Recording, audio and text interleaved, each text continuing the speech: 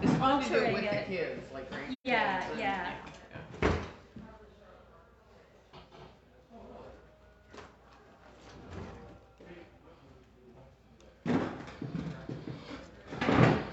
right.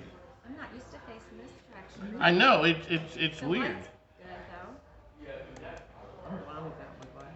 Recording in progress. Ladies and gentlemen, welcome back on the Mike and Mike, the premier business radio program. I'm your host, Mike King, coming to you from Gathering Him at the Hilton. We're back home again. Shout out to John Cario and all the good folks here.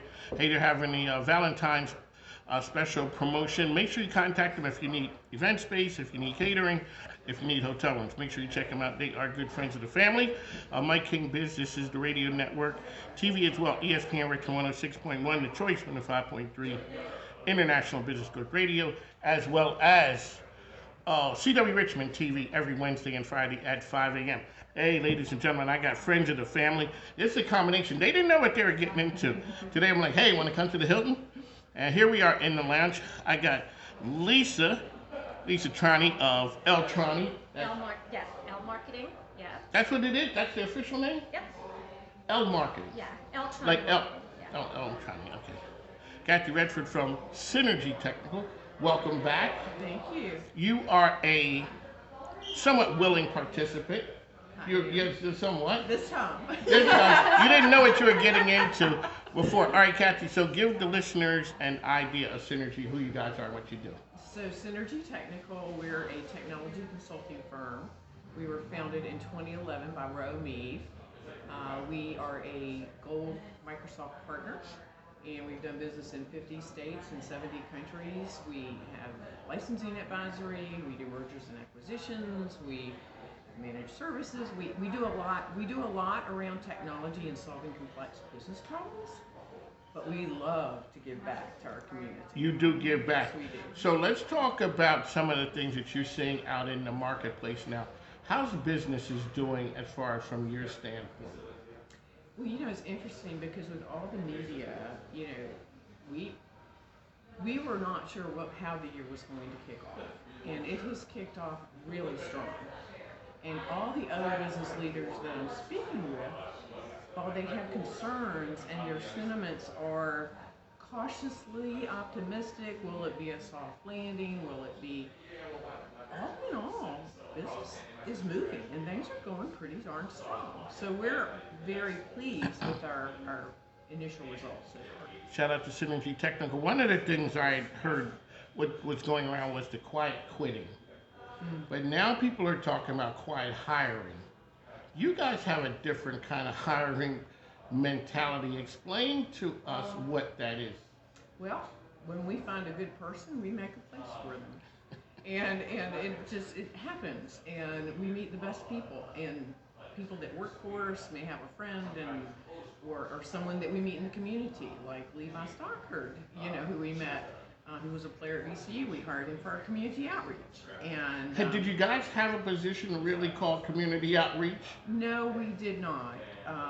Ro, as the company has grown, Ro or I or some of the other folks, we would do it ourselves. And what we found was we had really worked hard for a lot of years to be in the position to be able to give back.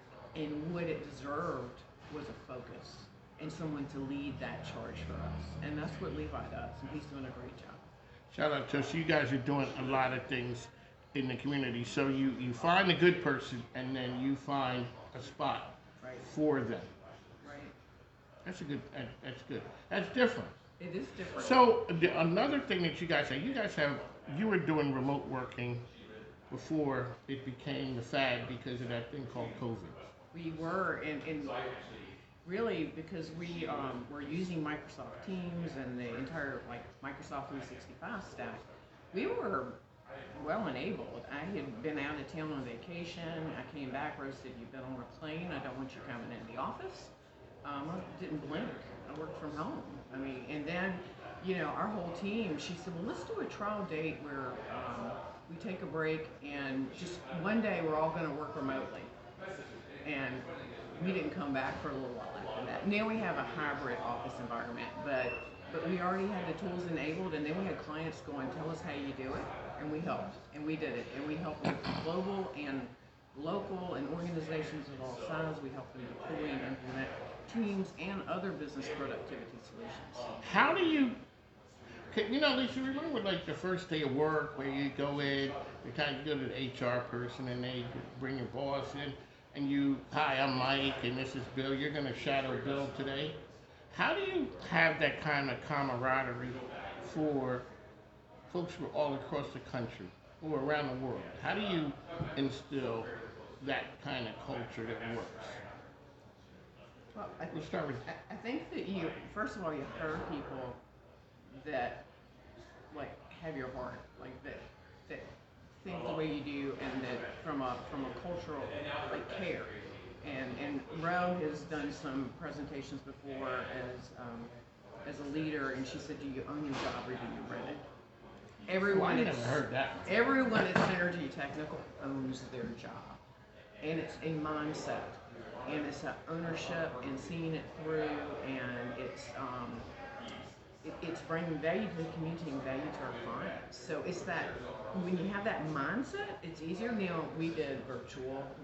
You probably had some of the same experiences. We did a virtual bring your own mug, or everyone wore a different hat, or we all brought our dogs or cats or whatever pet we had if we had a bird to work. And so I now know everyone's animals. I know their kids. I know their significant others if they have one, because somehow they ended up walking behind a screen at some point. And you hope they had on their pajamas in the bathroom. When that used to be catastrophic. Yeah. Now it's just like, all right. It's the new norm. So what did you see? I mean, was it Well, the same? the same type of thing, and I think that even though it's remote, that, like you said, now you know the people's dogs, you know their kids, it brings even a more personal aspect to it that you might not have gotten in the typical situation where you just go in the office, you're doing your job, you might do some socializing, but you get to know somebody a little bit more because they're most likely in their home office or their home location, and that always strikes up a conversation as well, and it kind of spread to a lot of different things. I know that during COVID, when I was working with Trend over on River Road, we would do sip and shop. So the store was closed, but we were making drink. I mean, there was no, you could make drinks and drink it, and then teach the people at home how to drink it, and then they could get online and shop. So we just kind of adjusted all of that, and people like that. People like sitting at home and being in their pajamas and having a drink. That's right. It becomes more intimate. And yes. we do a lot of virtual Yeah. engagements, like Yeah. webinars. We always are bringing education Yeah. to clients and to the community. I mean, and that builds bonds. Yeah. So on the Mike King here, Lisa's with us. We're talking life, business, technology. Cathy is here from Synergy Technical.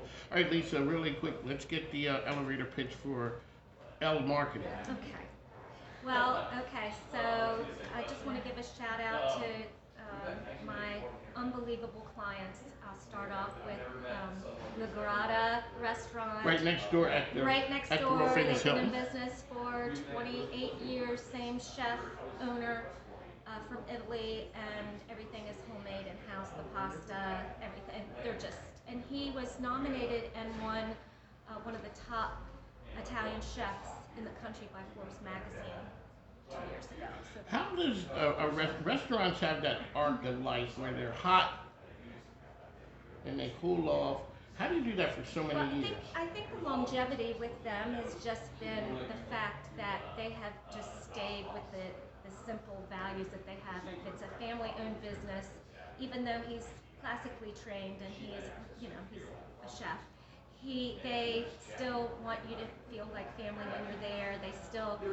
A lot of it is kind of the old-fashioned dining where you come in and you actually know your server because there's not a lot of turnover. So yeah, I think they kind of go with that, and they're not a new fad. I mean, most people that have lived in Richmond for any length of time know that they're one of the original restaurants here. How long have they been here now? They've been here for 7 years. 7 years? I think so. Wait, Yeah. from the business marketing side, how big of it is a deal to go from one location and have people come with you to the new place? Well, People don't like change. they don't like change, and especially with a restaurant that has a lot of regular clientele like Lagrada. And once you establish that, your community sometimes is like very cautious of what, okay, where's the parking if you're going to be there? Where's Sure. but it actually was such an improvement. The parking is better here than they were down on Cary Street, down in the bottom. And they're inside a building which houses the Hilton, right across the street from the Marriott, right across the street from the Dominion Energy Center, and right on the corner is a lot of business that otherwise they would not have received. Alrighty, so that's Lagrada. Who else you got? I have Hilltop Distillery, which is Gooch Hooch. yes, Gooch Hooch is their moonshine out in Goochland, Virginia. It's way out there, too far for Mike to go. They make whiskey, bourbon, moonshine, vodka, and it's just a great place. It sits up on a hill overlooking the James River. They have live music and events out there when the weather turns nicer, but family owned. The only distillery in the country that's owned by mother-son. And they're just wonderful people. Again, small business, shop local, and they're also from Richmond. Hilltop Story. Hilltop Distillery in Alrighty. Richmond. Well, actually, it's Maidens, Virginia, but I think Maidens is just a. I never knew where Maidens was. Okay, but Yeah. that's where they are. Yeah. I also have Blackstone Emporium, which is another family-owned business since 1976, down in Blackstone, Virginia, and they specialize in high-quality furniture. They do special orders. Again, just lovely people. They deliver to Richmond, so it's just a wonderful, wonderful business. So Bombshell. very Bombshell. Gosh, okay, so Bombshell I've been involved in a long time, maybe 12 years, and they are another locally owned business, but they expanded. They have 3 locations in Richmond, one in Las Vegas that is doing great, and they're constantly, they are constantly looking to expand, and they're on the cutting edge of a lot more than just hair. They're opening up new services for skin. They're going to do pro-cell treatments for skin and hair growth. So like red light with the microneedling to actually stimulate hair growth for men and women. So they really try to do a lot of different things that are kind of like what you would see in maybe the bigger markets, but we're just now getting into in the Richmond area. And then my last shout out I want to do is the estate at River Run, which is maybe, I know I'm biased, but it may be one of the most beautiful Truly. venues I've ever been to anywhere in the world. That staircase is. It's incredible. It's incredible. It's out in Goochland again, but they are just one of the premier wedding venues, event venues. I can't even say, pictures don't do it justice, let's put it that way. It overlooks the James River. It's this, mansion that was actually built by the Masseys in the late 70s, and they're always doing something fabulous out there. Photo shoots, but they're a big wedding venue. But they also do corporate events. They have a big pool that has fountains and everything, so if you want to impress your friends and have a party out there, That's the place to do it. That's the place to do it. Lisa So thank you Trani. for allowing me to shout out my Lisa wonderful Trani out there. clients. Alrighty, ladies, we're going to go into some lady topics. Alrighty. Yeah, exactly. Scary. Alrighty, so Cathy, let's talk about women in the IT space. What's different now than when you started? Is it more open and understanding? And so when you walk into a room, I know men want to check you sometime about your street cred. Do you ever get? It's interesting. I've had so many wonderful mentors over the years. I went to VCU, I worked for IBM, I've worked for some really great business leaders. Most of my career, I've been the only girl at the table. I'm having fun because I finally have some other girls at the table with me, and they're brilliant. And what I'm finding is it doesn't matter if I'm a girl or a guy or whatever. it's really, I feel like people see the individual more so now. And we've got a long way to go, but we're getting there. I encourage if there are young women out there, we love young men too. We love people that want to go into STEM, science, technology. Were you always that kid? Did you like the tech world? I liked business. So when I was a little girl, my dad laughs because my peers would be playing with dolls. Oh no, I had a cash register. I had a calculator. I would get my parents' bills, and we had a business. We had a motel as a family. I was a maid. I was a desk clerk. And I think too, when you come from an entrepreneurial environment, where in our company, it doesn't matter who you are. If it needs to get done, you do it. And that's just a great way to live. And I think you have so many more experiences and meet so many diverse people when you have that outlook in life. When you were a kid, and I always tell people, like, my dad was a hustler, just everything was, and I guess because I was the only kid, everything came with a price. Do you know how much that thing cost? Oh, yeah. But my dad didn't do it that way. He didn't know how to do a lot of those things. He used to own a dry cleaners and he owned bars and nightclubs, but he knew the guy.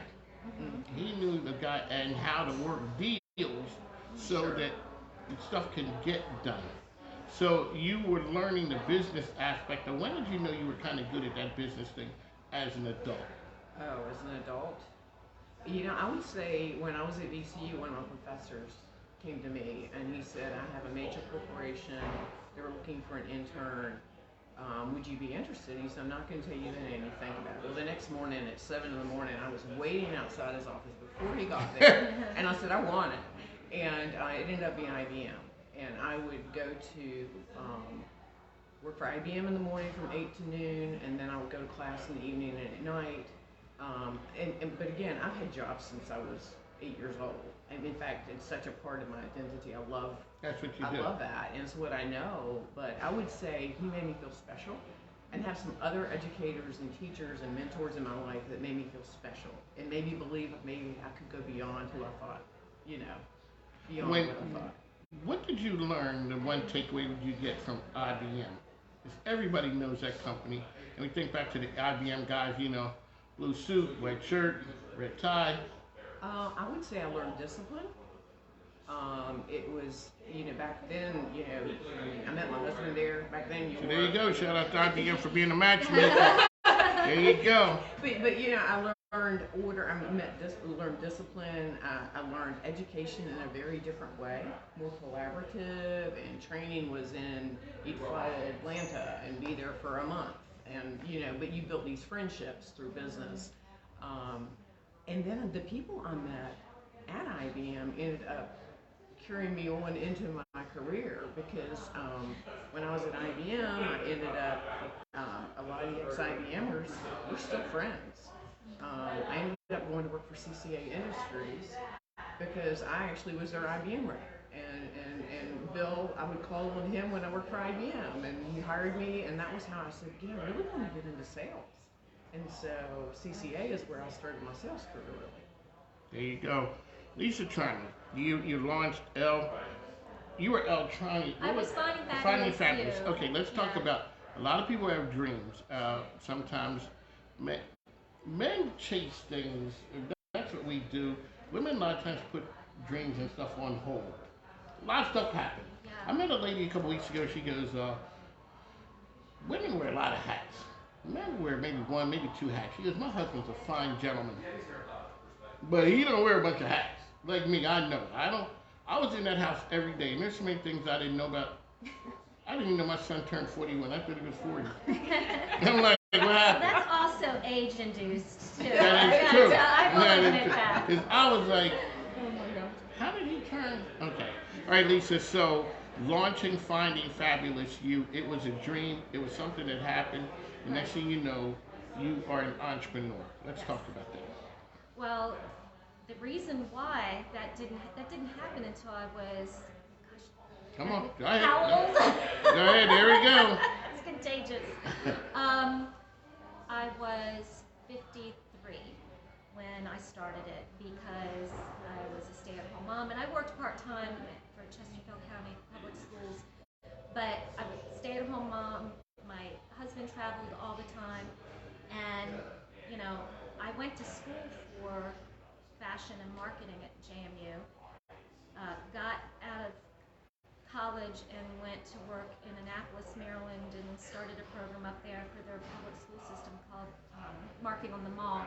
Anyway, but I put all that on hold, and so I kind of got out of it. When I started back into it was because I had people coming to me and saying, why don't you do something with the whole fashion, now that the kids are off and you're an empty nester, why don't you do something with, your marketing and fashion background?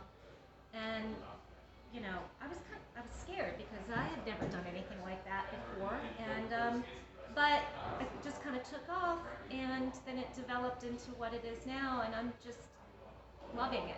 This has been the most rewarding thing that I've done. Yes, I'm my own boss. Sometimes people that aren't entrepreneurs don't understand that I'm responsible much past 5 o'clock and earlier than 9 o'clock. It's an ongoing thing, but I get so much satisfaction out of just everything that I do, and getting to know my clients and meeting other people, meeting people like you, and it's almost like I get the best of both worlds. How do you guys, Cathy, you two, how do you juggle the family life balance thing? A lot of times, I say men, and this is COVID seemed to be the big equalizer. Before, women a lot of times stepped off with kids, and men just kept going. So when you went to step back on the hamster wheel, you were behind but all of a sudden, COVID sent everybody home. Everybody had to go home on timeout. How do you guys? And so men can juggle their home life balance because we don't do as much. Even the great men, I think I'm pretty good, but it's not the stuff that women and wives and moms do. And then you got to go to the office and drop. Talk a little bit about that balance there. It's interesting. I mean, as a young woman in business and having my daughter's now 35, but when Elizabeth was very young, my husband would bring her to the office at night, and we would have dinner. I mean, he was not the average bear. Mm-hmm. He respected, but we were balanced because he had jobs that were, I was always sales and out and about, but yet he had more consistent roles with, the benefits or with different. Which is always good when you're the sales rep. Yeah, yes, I've lived the life of the salesman. Yeah, in balance. Yes. And I was like, it's really great, or then, okay, well, I've got to close something today because, it's. I've been there. But I love the adrenaline of that. It's not for everyone. It's not. It's addictive. He would not like that, And you have to almost come from that. Yeah. So I came from that. Yeah. My wife came from money. It was payday every Friday. Her father worked for Western Union. Mm-hmm. It was like clockwork. That's my husband's. I grew up, my parents owned business. There was always cash and money around, but there was always something to do with it. But a Tuesday didn't say you had to wait till Friday for payday. You got money on Tuesday. And so now, for me doing this, it's weird for my wife that Cash App pops up. I mean, the whole idea of money showing up like that is just crazy. PayPal hits on a Saturday at 2 in the afternoon. Like, you might say, who's paying Saturday? Because the whole world doesn't work like that anymore. You kind of got to have that kind of balance right there, because if you don't come from that world, that whole, I got to close this deal, it sounds crazy to, those are the salespeople in an organization. You go to most people, you say, hey, I will pay you 70 grand and just do this. And most of the people in the office will be like, I'll take it. Yeah. You go to the salespeople, hey, I'll pay you 20 grand with the chance to make 200 or more. I'll take it. Yeah. So, and I would think, and you probably found this too, like family. Like my parents help with my daughter. I have friends who would travel internationally, and when her daughter was very young, if she was in Bologna on business, you know, Ari would come and hang out with my husband and I. Our daughter was a little bit older. We loved taking her to dinner so Jonathan could play tennis or for, you know, I mean, so I think you have a community of people that help you get it done. And I think so. I agree with that. And I also think that, again, I'm not dissing your age, Mike, but I think it's evolved a little bit with men, too. I think that even since, like, with my parents' generation, I find men and, you know, especially fathers, tend to take on a little bit more. It's a And different. they're wearing more hats. Yeah, we are, because it's not like I didn't want to be what my father was, which is, Right. you know. So Yeah. and so what I did was I swung. My father was hardcore, so I swung all the way to the other side, which is pretty easy. I mean, I was hard on my sons, but I wasn't like my father. And so now I see my sons are kind of like they swung back to hard. Like we ain't taking that. I mean, they were those guys because I did more than my father. You know, my sister was born when I met my wife and came home. My sister was in the second grade, Wow. so I had done the whole changing Pampers and all that. And so I wanted my kids to have that. But you know, when they look up, it's like Dad's not regular. Like Dad is here today, then he goes away for a couple of days to work, and then he's here, and then he goes out for a meeting at 10, and he's back at 11:30. Whereas our next door neighbor worked at the paper mill. They will walk outside, hey, they smell that smoke, hey, that's money. They had, and I said to my wife, my son is not going to be, they're not going to have respect for jobs. And they don't. Because they didn't see me having to go grinding away. I'm on the phone. They see the sales part, checks show up. You know, You're it's going like- out to and dinner. Right. like the sales reps in the office. They So don't what- know you were up all night doing Yeah. a proposal. That's Right. that's how I ended up in Richmond. Because you know you're going places. We had to go out schmoozing people. I'm like, yes. All I gotta do is go out and spend money. There you go. Alrighty, so on the mic, Mike King here with the ladies. Really quickly, Cathy Redford, how can people find you? No, really quick, I can't let you go yet. Alrighty, so I know my interviewing style is not journalistic trained. I think you do a beautiful job. Well, thank you. Okay, so here, let's talk about all the cool things that Synergy does. Yeah. I go to the basketball game at a VCU. I see you guys up in the lights. You guys are there. You guys talk about the community commitment that you guys have. Yeah, so I don't know, gosh, when you start a company, you're trying to initially get it going and you go through all these stages and stages, as you know. And then a few years ago, Bro called me one day and said, hey, you want to have some fun? I said, yeah. And she said, let's just start giving back. And so we started that, and then what we realized there was a bigger need. So right now, we're very involved. We have a lot of nonprofit clients. So like SOAR 365, the United Methodist Family Services, In Circle, and more. I saw Encircle on TV the other day. Yeah. That commercial. And I thought of you guys when I saw it. Yeah, well, we actually, what we will do is we go out, Levi's been coordinating, we take some of these basketball players out, they meet the young people, sort of tell life stories, we go to the Boys and Girls Clubs, etc. Then we treat the youth or the veterans. We went out to see the veterans, so people of all ages, took them to a game, and then we donate to the nonprofit based on the team scoring. So they get really excited.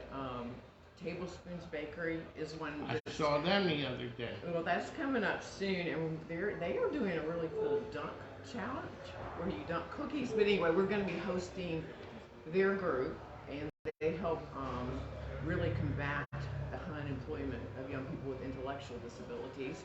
And so we'll be having them to the game and make donations. So we really try to look around and see how we can help and how we can empower. There you go, Lisa Trani.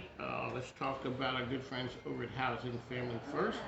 You jumped in and totally helped them. Let's talk about what you do there. Yeah, so, well, right now we're in the midst of planning our next event, which is April the 20th, and it's called The Art of Housing. It's at the VMFA. I went last year as a guest, and it was maybe one of the best events I'd ever been to. And wanted to get involved right away. So I started out helping with some social media for them, and now I'm on one of the committees for the. But it is a great place, and I know, Mike, you visited there. Yeah, we went over. Yeah, we went over, and now it's even better because they completed the shelter. Yeah, it's going to be a great time. It's a great event, and they do some great things for the transition housing problem here. And what they do is they really have people, both you guys work with them, and it gives people dignity. You know, when we were with Beth and her crew over at Housing Family First, people were going through a hard way to go, homeless, and they come in there, and the way they take care of people and they set them up to leave, we walked away saying, wow. It was really, I mean, it's really, they like have a back entrance so that, like, Mike and I, since we're visitors, would more than likely come through the front. We didn't that day because it's under construction. But, you know, they have these, I call them apartments because they're rooms with beds, and they have their own bedding, and they get to take that with them to their apartments, and they have study rooms, computer rooms for the kids. It's just an amazing facility, and and they do a great job. They have a boutique out front where if you want to give donations, then the clients can go down, pick out their own. Do shopping. Oh, that's wonderful. Yeah. There you go. Yeah. Shout out to Beth Mantel. She is out there. She's amazing. She is. And shout out to my man Will Melton too. Will Melton's doing good things. He is totally supporting them as well. Alrighty, so we got to run on the mic with Mike. We're here at the Hiltons, as I said, at Gather and Him. Make sure you follow and support them. If you need hotel space, if you need rooms, if you need catering, make sure you check them out here. They're doing some amazing things. They also are big-time champions of the community. That's what we do here. We take care of the community. Business can help society be better. Follow me on the social platforms on the Mike and Mike RVA, as well as Mike King Biz, and our new TV show, CW Richmond 5 a.m., which Synergy Technical is one of just my main partners. So what more can I say? Well, we love you. Well, thank you. We love you, as well as always say, make sure you take care of our sponsors and advertisers because they keep us on the air. The microphone ain't free. Plus, my grandkids need stuff. Yeah, that PlayStation 5 thing, that kind of hurt. All right, on the mic with Mike, we got to go. Take care. Bye. Recordings. You're so easy.